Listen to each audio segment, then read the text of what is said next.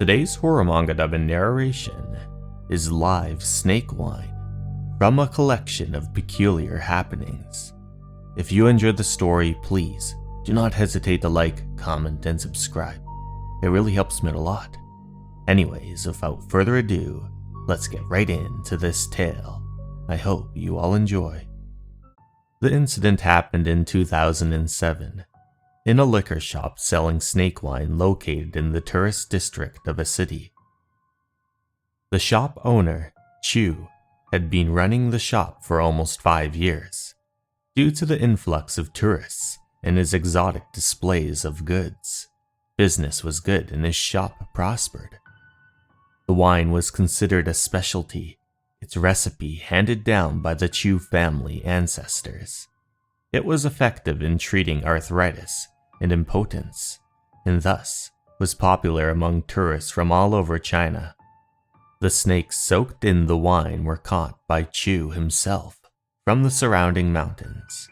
It seemed genuine, convincing many of his fellow townspeople and turning them into regulars. Come visit me more often if it works. Don't worry, not a day goes by where I don't have a cup of this. Soon, during off-season months, other shops suffered a slump in business, but Chu's snake wine business remained strong. But for a few days every month, Chu closed his shop to visit the neighboring mountains in search of snakes. The city was mountainous. Due to the humid climate, vegetation on the mountain was dense, with many snakes slithering among them. Chu had a special snake trapping technique that had been passed down within the family, and every trip ended with a good haul. But one day, something weird happened. Chu had been scouring the mountain, and yet not a single snake could be found, as if the snakes on the mountain knew he was coming and hid themselves away. Chu could trace the snakes and was familiar with the main snake dens on the mountain. But that day, he looked through all the snake holes and yet not a single snake could be found. He wondered whether it was the day of the snake god. Night was falling, so Chu had no choice but to return home empty-handed. But at that moment, Chu heard the slither of snakes coming from the bushes behind him and rushed over.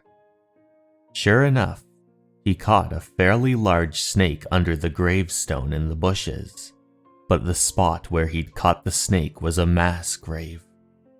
The second he dropped the snake into a bag, he heard a loud rustle from behind him, as if many snakes were slithering across the ground. Old Man Chu looked around and found many big snake dens hidden beneath several gravestones in the mass grave. Snakes were generally social animals. According to his experience, he was confident there would be a large number of snakes hidden in the dens. He was in for a good haul. Chu smoked the snakes out of their dens with his homemade formula. His movements were sharp and clean. With each jab of his stick, a snake was caught. Within moments, he had a considerable haul. Chu immersed himself in his handiwork, but there seemed to be no end to the snakes in this mass grave. The more snakes he caught, the more slithered out. Gradually, the sky turned dark. As the sky turned dark, Old Man Chu finally stopped. By then, he had already caught dozens of snakes, enough to fill up his bag. As he trekked his way down the mountain, he committed the location of the snake den to memory, glad his catch was enough to last him for more than a month. To ensure a sufficient supply, Chu started brewing the snake wine that night after returning to his shop. But the weird thing was that the snakes survived even after being soaked in alcohol. Usually, the effects of the alcohol combined with the lack of oxygen would kill the snakes instantly. There was no way they were still alive. Early the next day, Chu arrived at his shop to find the wine clear and well fermented, but the snakes were still alive. Chu was deathly worried. The wine was fine, but with the snakes alive and writhing, how was he supposed to sell them? His worries came true. No matter how much he tried to convince them, none of his regulars dared to buy the wine once they caught sight of the writhing snakes. Alright, there's venom in snake fangs. We will be poisoned and die if we drink it. Everyone was worried about the snake's venom. Even though snake venom was valuable, drinking it raw like this could only lead to death.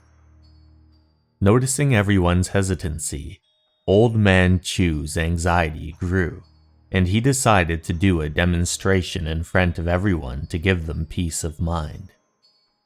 I'll drink it first. Watch. Old Man Chu opened the wine bottle in front of the crowd and ladled out a full scoop of snake wine, and took a big gulp in front of everyone to prove his wine was safe for consumption. Forget it. Just looking at it makes me feel like I'll start having a rash. Nevertheless, no one dared to buy his wine, still frightened by the snakes alive and writhing in the urns. Gradually, Chu's snake wine business slowed down. Old Man Chu was anxious and worried, but there was nothing he could do. There was something off about the snakes. Despite being soaked in the urn for such a long time, they were still alive. The townspeople were frightened and did not dare purchase his wine, and business grew even worse. As his business slowed, Old Man Chu mysteriously lost weight, turning gaunt and skinny, but he continued drinking the snake wine he made. Besides losing more and more weight, his complexion turned gray and dusty. He looked so pale and ghastly, anyone who saw him would be shocked. Gradually, his illness worsened. The cause was unknown, but he even started shedding. After shedding layers of skin, all that was left was the bright, pink flesh underneath. It was a terrifying sight. The shedding gradually spread to his entire body, every inch of skin falling off like snowflakes. The pain and suffering tortured Chu like the devil himself. Chu visited a dermatologist center in the city, seeking treatment from the best dermatologist in the hospital. But even after spending more than a month in the hospital receiving treatment, his condition did not improve at all. Even the cause of the disease remained unknown. Chu knew it must have been caused by him drinking the batch of wine made with the live snakes. This is the first recorded case of a disease such as yours. Looking at the helpless doctors, Old Man Chu decided to leave the hospital, determined to find a cure himself. Grandmaster, how can I lift this curse? The next day, he crept out of the hospital and visited the city's most famous fortune teller, reiterating his story to the Grandmaster. The snakes in the graveyard grew up feeding on the spirits of the dead and are extremely evil. Your body has been contaminated by their demonic energy. Whether you can recover is up to the snake god. The fortune teller commended him for his bravery, but said the snakes in the graves should never be disturbed and advised him to do as he said. Chu followed the master's advice, waiting for a day where sunlight was scarce, and visited the graveyard on the mountains.